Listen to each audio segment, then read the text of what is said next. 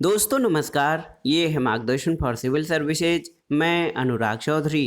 दोस्तों हिंदी के महत्वपूर्ण प्रश्नों के अंतर्गत इस वीडियो में हम सॉल्व करेंगे भाषा विज्ञान का महत्वपूर्ण खंड देवनागरी लिपि विकास और इसकी विशेषताएं तथा लिपि की त्रुटियां और इसमें सुधार के प्रयास से संबंधित महत्वपूर्ण प्रश्नों को, जो आपके आगामी परीक्षाओं जैसे TGT, PGT, LT grade, government inter college प्रवक्ता, गवर्नमेंट डिग्री कॉलेज, उच्चतर शिक्षा असिस्टेंट प्रोफेसर, केंद्रीय विद्यालय संगठन और नेट जेआरएफ के लिए बहुत ही उपयोगी हैं।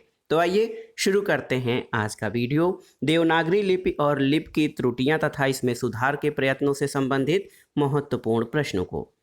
पहला प्रश्न है दोस्तों, देवनागरी लिपि का सर्वप्रथम प्रयोग किस राज्य में हुआ माना जाता है? ऑप्शन है आपके महाराष्ट्र, उत्तर प्रदेश, राजस्थान या गुजरात। तो सही उत्तर क्या हो जाएगा दोस्तों? सही उत्तर हो जाएगा ऑप्शन डी, गुजरात। देवनागरी लिपि का सर्वप्रथम प्रयोग गुजरात राज्य में माना जाता है। और आप जान लीजिए कि देवनागरी का नामकरण विवादास्पद है। अधिकतर विद्वान गुजरात के नागर ब्राह्मणों से इसका संबंध जोड़ते हैं। उनका मानना है कि गुजरात में सबसे पहले प्रचलित होने से वहाँ के पंडित वर्ग अर्थात नागर ब्राह्मणों के नाम से इसे नागरी कहा गया। अपने अस्तित्व में आने के तुरंत बाद इसने देव भाषा संस्कृति को लिपिबद्ध किया, इसलिए नागरी में देव शब्द जुड़ गया और ये देवनागरी बन गया है। देवनागरी लिपि बाईं से दाईं ओर लिखी जाती है और एक ध्वनि के लिए एक ही वर्ण संकेत इसमें होता है। एक वर्ण संकेत से अनिवार्यतः एक ही ध्वनि व्यक्त होती है। जो ध्वनि का नाम वही वर्ण का नाम होता है। जैसा बोला जाता है वैसा लिखा भी जाता है, इसलिए देवनागरी को वैज्ञानिक लिपि भी कहा जाता है।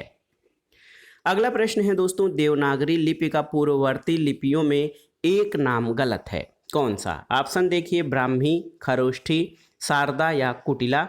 तो अगर आप देखेंगे तो देवनागरी लिपि को पूर्ववर्ती लिपियों में शारदा लिपि नहीं है, तो ऑप्शन सी आपका सही उत्तर हो जाएगा। लेकिन आयोग ने दोस्तों, उच्चतर शिक्षा आयोग ने इस प्रश्न को अपने मूल्यांकन से बाहर कर दिया था।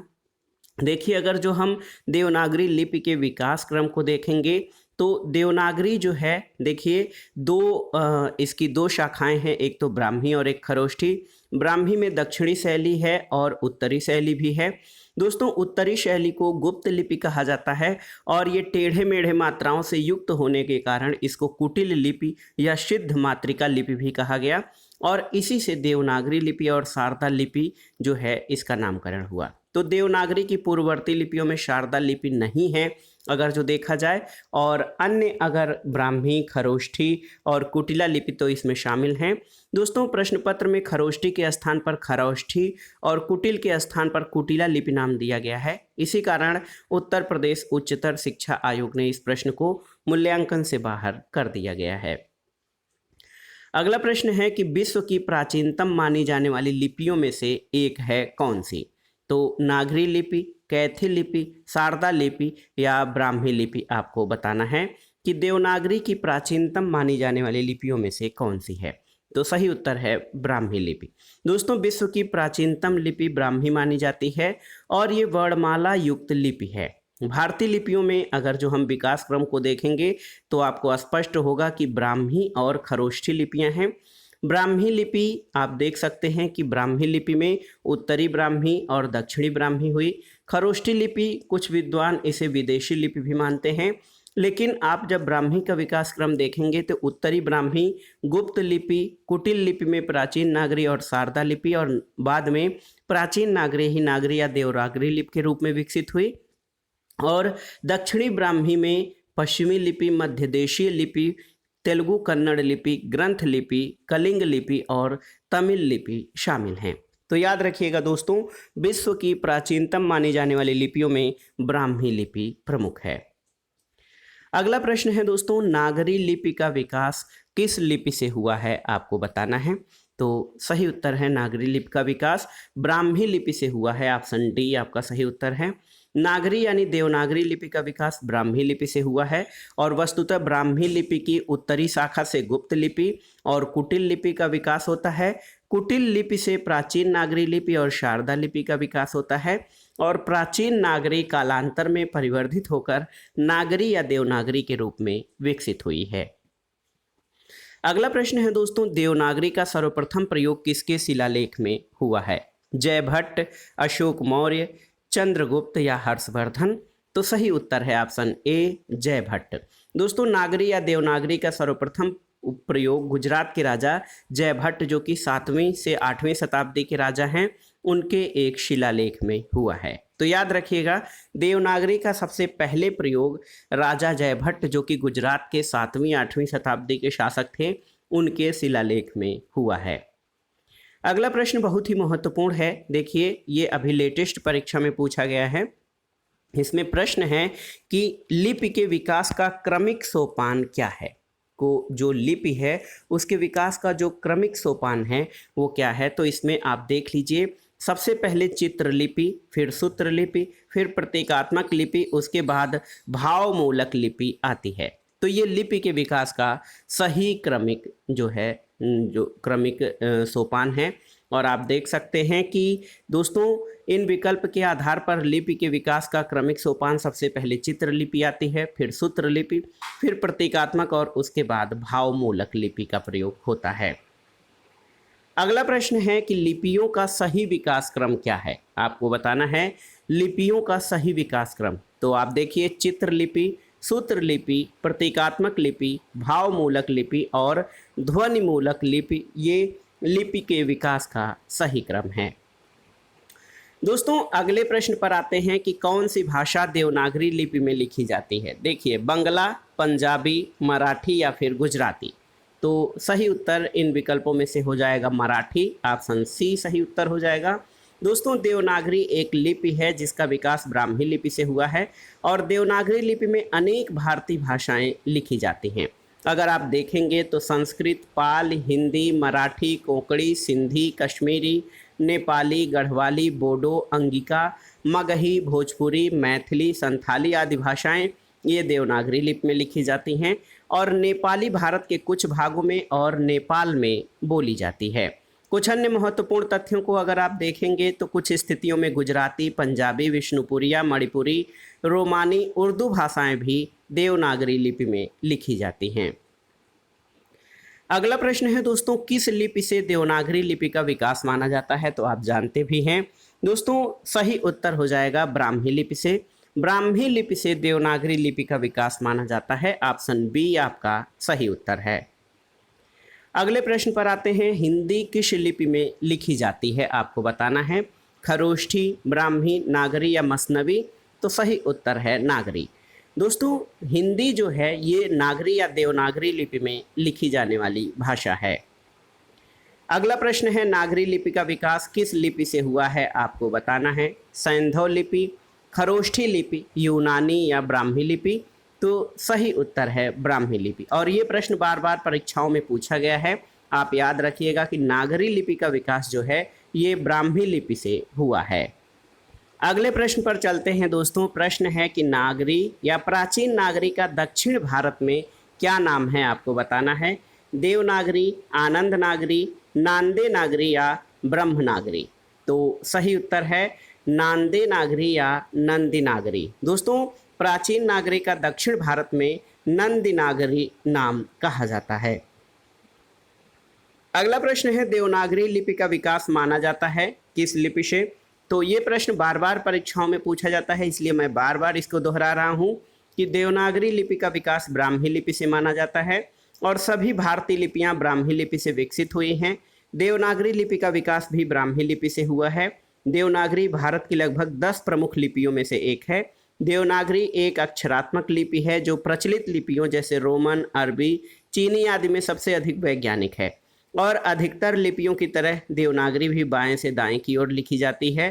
प्रत्येक शब्द के ऊपर एक रेखा खींची होती है। कुछ वर्णों जैसे ध, भ, थ इत्यादि के ऊपर रेखा कटी होती है जिसे शिरोरेखा कहते हैं। और अंग्रेजी भाषा की लिपि रोमन तथा उर्दू भाषा की लिपि अरबी ये फारसी होती है। उर्दू भाषा की लिपि अरबी फारसी लिपि होती है। ये प्रश्न देखिए बार बार परीक्षाओं में पूछा गया है कि देवनागरी का विकास किस लिपि से हुआ है? तो आप जानते हैं ब्राह्मी लिपि से देवनागरी लिपि का विकास हुआ है। अगले प्रश्न पर आते हैं दोस्तों। प्रश्न है, देवनागरी लिपि का विकास किससे हुआ है? तो आप जानते हैं कि देवनागरी लिपि का विकास ब्राह्मी लिपि से हुआ है। ऑप्शन बी आपका सही उत्तर है। ये प्रश्न इतनी बार परीक्षाओं में पूछा गया है कि हम उतनी बार दोहरा रहे हैं। देवनागरी लिपि का विकास हुआ है किससे? तो सही उत्तर है ब्राह्मी से। याद रखिएगा, ब्राह्मी लिपि से देवनागरी लिपि का विकास हुआ है। अगला प्रश्न है दोस्तों, प्राचीन देवनागरी लिपि का विकास किस लिपि से हुआ है? तो उत्तर है कुटिल लिपि।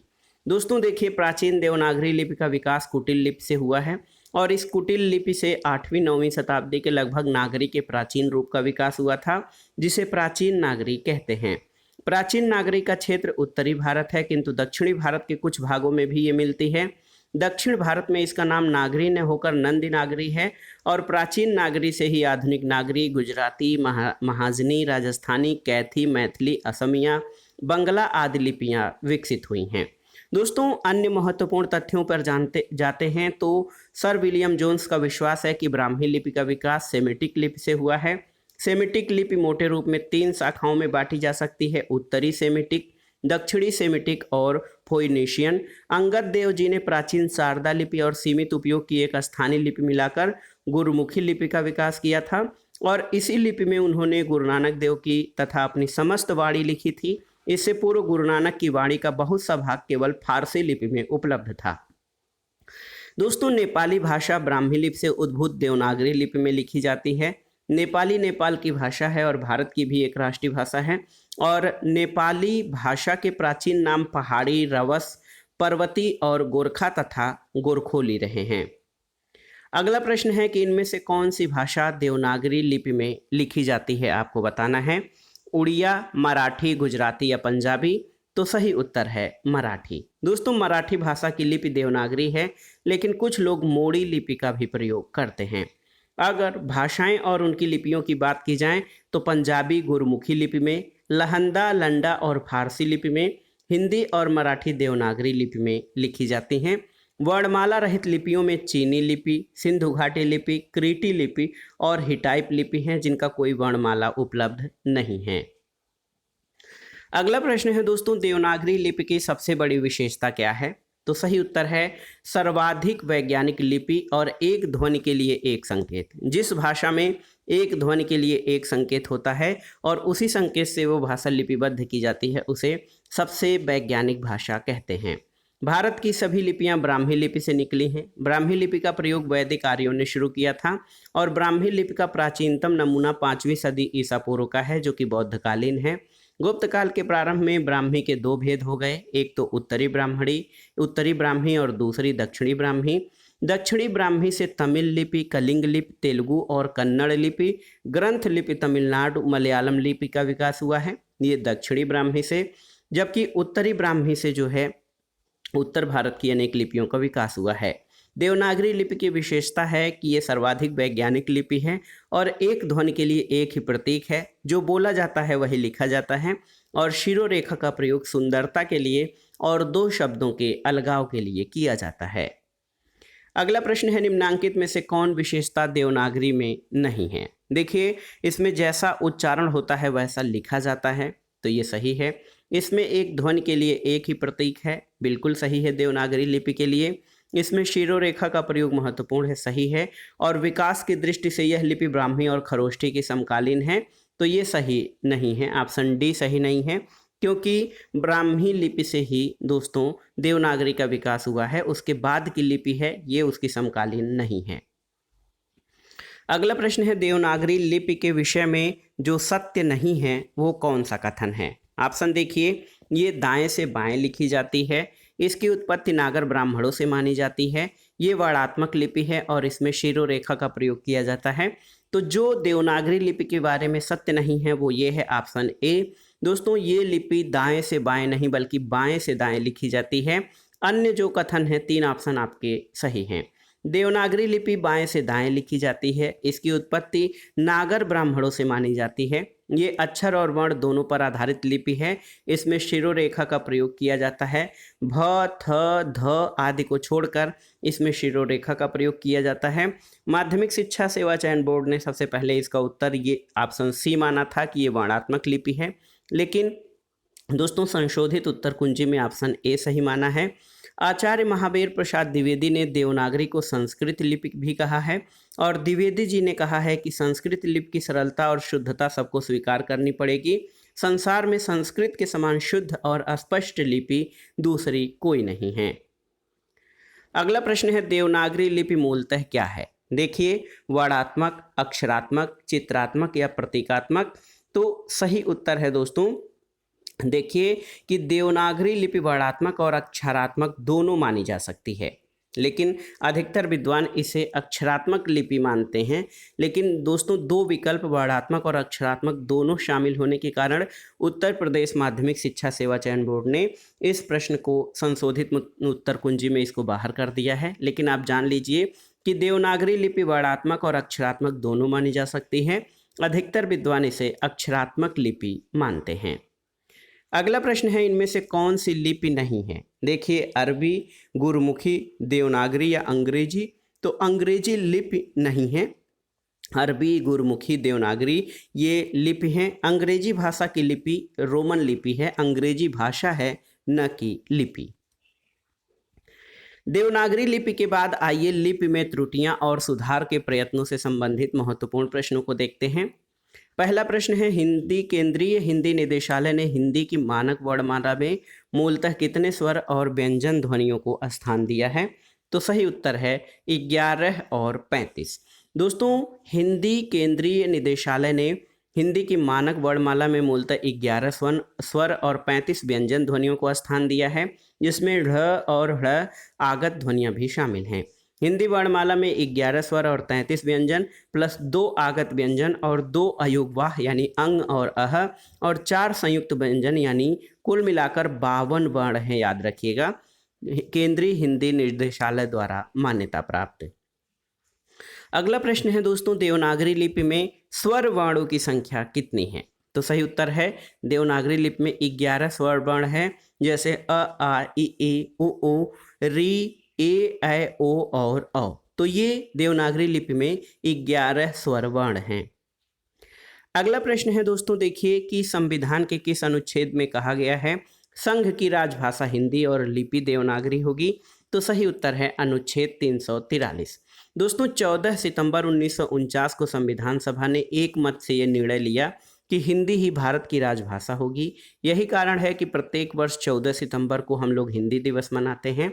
संविधान के भाग 17 के अनुच्छेद 343(1) के अनुसार संघ की राजभाषा हिंदी और लिपि देवनागरी होगी। कुछ अन्य महत्वपूर्ण तथ्यों को देखते हैं कि अनुच्छेद 344 राष्ट्रपति द्वारा राजभाषा आयोग और समिति के गठन से संबंधित है। अनुच्छेद 345, 346, 347 में प्रादेशिक भाषाओं संबंधी प्रावधानों को रखा गया है और अनुच्छेद 343(2) में किसी बात के होते हुए भी संसद उक्त 15 वर्ष की कालावधि के पश्चात विधि द्वारा अंग्रेजी भाषा का अथवा अंकों के देवनागरी रूप का ऐसे प्रयोजनों के लिए प्रयोग अनुबंधित कर सकेगी जैसा कि ऐसी विधि में उल्लिखित हो। अगला प्रश्न है भारतीय संविधान ने अंकों के किस रूप को स्वीकार किया है। तो सही उत्तर है भारतीय अंकों के अंतर्राष्ट्रीय स्वरूप को। भारतीय संविधान ने अंकों के अंतर्राष्ट्रीय स्वरूप को स्वीकार किया है। अगले प्रश्न पर चलते हैं दोस्तों, भारत के संविधान में हिंदी को राजभाषा की मान्यता कब प्रदान की गई है, आपको बताना है। तो सही उत्तर है 14 सितंबर 1949 यानी 14 सितंबर 1949 को संविधान द्वारा हिंदी को राजभाषा की मान्यता दी गई है। अगला प्रश्न है राजभाषा आयोग का गठन संविधान के किस अनुच्छेद के अंतर्गत हुआ है। तो अनुच्छेद 344। और आप जानते हैं कि राष्ट्रपति जो है राजभाषा आयोग और समिति का गठन करते हैं। तो अनुच्छेद 344 राजभाषा आयोग के गठन से संबंधित हैं। अगला प्रश्न है संविधान के किस अनुच्छेद में हिंदी को संघ की राजभाषा घोषित किया गया है। तो सही उत्तर है अनुच्छेद 343 यानी 343। दोस्तों, अनुच्छेद 343(1) में कहा गया है कि संघ की राजभाषा हिंदी और लिपि देवनागरी होगी। अगला प्रश्न है कि राजभाषा आयोग की सिफारिशों पर विचार करने के लिए संसदीय समिति का गठन किस अनुच्छेद के अंतर्गत किया गया है। तो सही उत्तर है अनुच्छेद 344। दोस्तों, देख सकते हैं कि राजभाषा आयोग की सिफारिश पर विचार करने के लिए संविधान के अनुच्छेद 344 के द्वारा संसदीय समिति का गठन किया गया है। वस्तुतः संविधान के अनुच्छेद 344 के तहत राष्ट्रपति 5 वर्ष के बाद संविधान लागू होने तक और उसके बाद हर 10 वर्ष की समाप्ति पर राजभाषा आयोग गठन कर सकेंगे। अनुच्छेद 351 के अनुसार संघ का कर्तव्य होगा कि वो हिंदी भाषा का प्रसार करे। अनुच्छेद 343 के अनुसार संघ की राजभाषा हिंदी और लिपि देवनागरी होगी और भारतीय अंकों का रूप अंकों का अंतर्राष्ट्रीय स्वरूप होगा। अनुच्छेद 345 में वर्णित है कि किसी राज्य का विधानमंडल विधि द्वारा उस राज्य में शासकीय प्रयोजन की प्रमुख भाषा को निर्धारित कर सकता है। अगले प्रश्न पर आते हैं दोस्तों, भारत में हिंदी को संविधान की किस धारा के अंतर्गत राजभाषा घोषित किया गया है? भारत में हिंदी को संविधान की किस धारा के अंतर्गत राजभाषा घोषित किया गया है? तो याद रखिएगा अनुच्छेद 3431, अनुच्छेद 343(1) के तहत संविधान में राजभाषा घोषित किया गया है हिंदी को। अगला प्रश्न है दोस्तों, भारतीय संविधान के किस अनुच्छेद के आधार पर 1955 ईस्वी में राजभाषा आयोग की नियुक्ति की गई थी? तो ये अनुच्छेद है 344(1). अनुच्छेद 344(1) में दोस्तों 1955 में राजभाषा आयोग की नियुक्ति की गई है। अगला प्रश्न है, संविधान में किस धारा के अंतर्गत हिंदी को राजभाषा घोषित किया गया है? तो सही उत्तर है अनुच्छेद 343 के अंतर्गत ये घोषित किया गया है कि संघ की राजभाषा हिंदी और लिपि देवनागरी होगी। अगला प्रश्न है, किस तिथि को हिंदी को राजभाषा बनाने का निर्णय लिया गया था? तो ये तिथि थी 14 सितंबर 1949। ऑप्शन सी आपका सही उत्तर हो जाएगा। अगला प्रश्न है, भारत के संविधान में हिंदी को राजभाषा की मान्यता कब प्रदान की गई थी? तो ये तिथि है 14 सितंबर 1949। ऑप्शन बी सही उत्तर हो जाएगा। दोस्तों, हिंदी को राजभाषा की मान्यता 14 सितंबर 1949 को प्रदान की गई थी। अगला प्रश्न है कि भारत की राजभाषा क्या है? तो आप जानते हैं भारत की राजभाषा हिंदी और लिपि देवनागरी लिपि है। अगले प्रश्न पर चलते हैं दोस्तों, महत्वपूर्ण प्रश्न है, हिंदी को राजभाषा के रूप में संवैधानिक मान्यता कब मिली है? तो सही उत्तर है हिंदी को राजभाषा के रूप में संवैधानिक मान्यता आप जानते हैं 14 सितंबर 1949 को मिली है। और यहाँ विकल्पों में आप देख सकते हैं तो 14 सितंबर 1949 नहीं दिया गया है, तो तिथि याद रख लीजिएगा 14 सितंबर 1949 को हिंदी को राजभाषा के रूप में संवैधानिक मान्यता मिली है। और संविधान के भाग 17 के अनुच्छेद 343(1) के अनुसार हिंदी को राजभाषा घोषित किया गया है। कोई विकल्प इसमें सही नहीं है। अगला प्रश्न है दोस्तों, संविधान के अनुच्छेद 351 में किस विषय का वर्णन है? तो सही उत्तर है हिंदी भाषा के विकास से संबंधित निर्देश दिए गए हैं अनुच्छेद 351 में। इसमें यह कहा गया है कि संघ का कर्तव्य होगा कि वो हिंदी भाषा का प्रसार बढ़ाए, उसका विकास करे, जिससे वह भारत की सामाजिक संस्कृति के सभी तत्वों की अभिव्यक्ति का माध्यम बन सके और उसका शब्द भंडार समृद्ध और संवर्धित हो। तो अनुच्छेद 351 हिंदी भाषा के विकास से संबंधित है। अगला प्रश्न है दोस्तों, संविधान के किस अनुच्छेद में वर्णित है कि संघ का ये कर्तव्य होगा कि वो हिंदी भाषा का प्रसार बढ़ाए? तो सही उत्तर अनुच्छेद 351 हिंदी भाषा के विकास और प्रसार से संबंधित है, आर्टिकल 351। अगला प्रश्न है दोस्तों, उत्तर प्रदेश सरकार द्वारा गठित लिपि सुधार परिषद की 28-29 नवंबर 1953 को बैठक किसकी अध्यक्षता में हुई थी? तो सही उत्तर है तत्कालीन उपराष्ट्रपति डॉक्टर सर्वपल्ली राधाकृष्णन की अध्यक्षता में उत्तर प्रदेश सरकार द्वारा गठित लिपि सुधार परिषद की 28-29 नवंबर 1953 को बैठक की अध्यक्षता तत्कालीन उपराष्ट्रपति डॉक्टर सर्वपल्ली राधाकृष्णन ने की थी। और ये बैठक लखनऊ में आयोजित की गई थी, जिसमें अनेक प्रांतों के मुख्यमंत्रियों, विद्वानों और भाषा शास्त्रियों ने हिस्सा लिया था। नागरिक प्रचारणी सभा के अनुरोध पर उत्तर प्रदेश सरकार ने लिपि सुधार परिषद की स्थापना की थी। अगला प्रश्न है दोस्तों, आप देख सकते हैं कि उत्तर प्रदेश सरकार द्वारा 1947 में गठित देवनागरी लिपि सुधार समिति के अध्यक्ष कौन थे? तो सही उत्तर है आचार्य नरेंद्र देव। दोस्तों, प्रसिद्ध समाजवादी नेता आचार्य नरेंद्र देव जो है उत्तर प्रदेश सरकार ने 1947 में देवनागरी लिपि में सुधार के लिए आचार्य नरेंद्र देव समिति का गठन किया था और इसकी अध्यक्षता आचार्य नरेंद्र देव के द्वारा की गई थी। अगला प्रश्न है, नागरी लिपि सुधार समिति के संयोजक कौन थे? आपको बताना है। तो सही उत्तर है काका साहब कालेलकर। नागरी लिपि में सुधार का प्रथम प्रयास महाराष्ट्र में हुआ था और वहाँ के सावरकर बंधुओं ने सभी स्वरों के लिए अ में ही मात्रा लगाने का सुझाव दिया। दूसरा प्रयास 1933 में प्रारंभ हुआ था और हिंदी साहित्य सम्मेलन के इंदौर अधिवेशन में गांधी जी के सभापतित्व में नागरी लिपि में सुधार के लिए एक लघु समिति गठित की गई। इसके संयोजक काका कालेलकर बनाए गए और इस समिति के द्वारा प्रस्तुत 14 सुझावों को सम्मेलन ने स्वीकार किया था। अगला प्रश्न है, राजभाषा आयोग का गठन किसकी अध्यक्षता में किया गया था? तो सही उत्तर है बी.जी. खेर। दोस्तों याद रखिएगा कि राजभाषा आयोग का गठन बी.जी. खेर की अध्यक्षता में किया गया था। अगला प्रश्न है, किस विद्वान ने देवनागरी लिपि के स्थान पर रोमन लिपि स्वीकार करने का सुझाव दिया था? तो सही उत्तर है सुनीति कुमार चटर्जी ने, ऑप्शन सी। दोस्तों भारतीय भाषाओं के लिए देवनागरी लिपि के स्थान पर रोमन लिपि का प्रस्ताव डॉक्टर सुनीति कुमार चटर्जी ने रखा था। अगले प्रश्न पर आते हैं दोस्तों। ये प्रश्न है, देवनागरी में अ के 12 खड़ी का सुझाव किसने दिया था? तो सही उत्तर है देवनागरी में अ के 12 खड़ी का सुझाव काका कालेलकर ने दिया था। और आप जान लीजिए कि सावरकर बंधुओं और काका कालेलकर, अगर जो ऑप्शन में सावरकर बंधु हैं तो ये सही हो जाएगा, लेकिन आप देख सकते हैं कि काका कालेलकर भी उसमें शामिल हैं। सावरकर बंधुओं और काका साहब कालेलकर ने अ की 12 खड़ी को उपयोग में लाने का सुझाव दिया, किंतु ये स्वीकार नहीं किया जा सका। उनका सुझाव था कि अ में ही मात्राओं को जोड़कर लिखा जाए। अगला प्रश्न है, पंजाबी की लिपि क्या है? देवनागरी, गुरुमुखी, फारसी या रोमन? तो सही उत्तर है गुरुमुखी लिपि पंजाबी भाषा की लिपि है।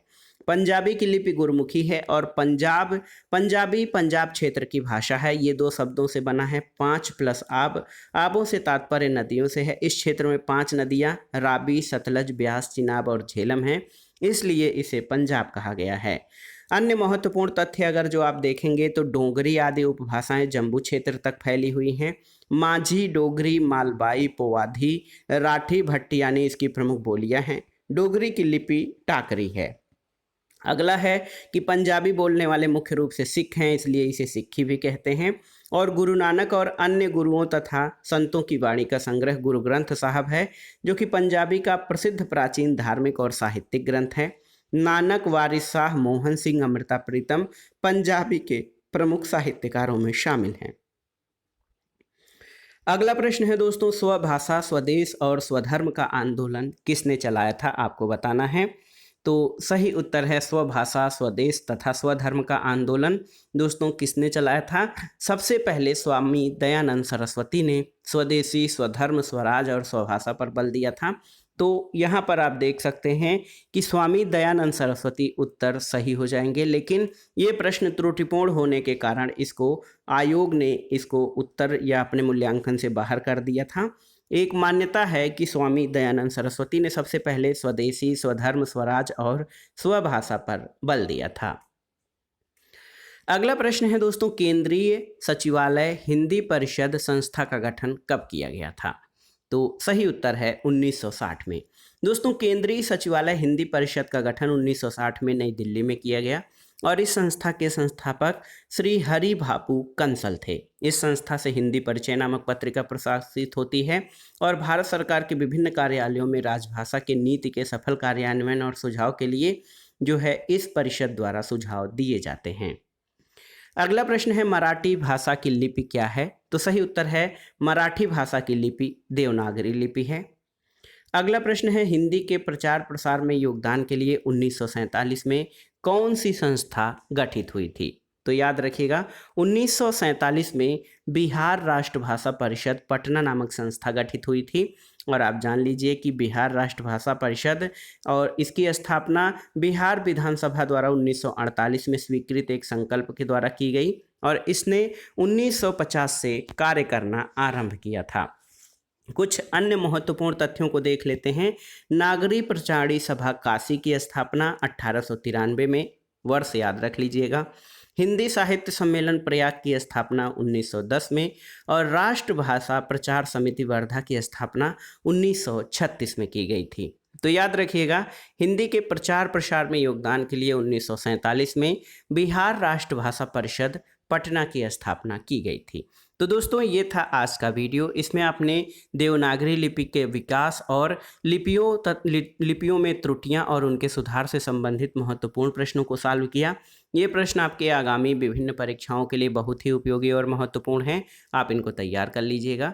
वीडियो आपको कैसा लगा हमें कमेंट बॉक्स में ज़रूर बताइएगा। वीडियो को लाइक करें, शेयर करें और इस चैनल मार्गदर्शन फॉर सिविल सर्विसेज को सब्सक्राइब करें।